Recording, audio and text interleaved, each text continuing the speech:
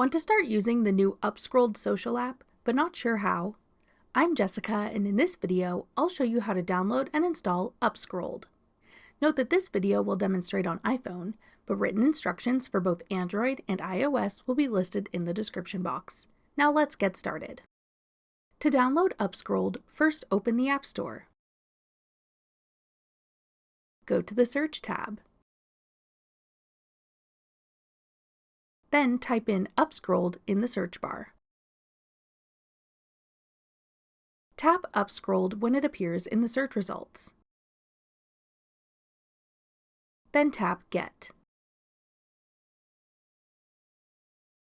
If prompted, use Face ID or enter your password to confirm that you want to download the app.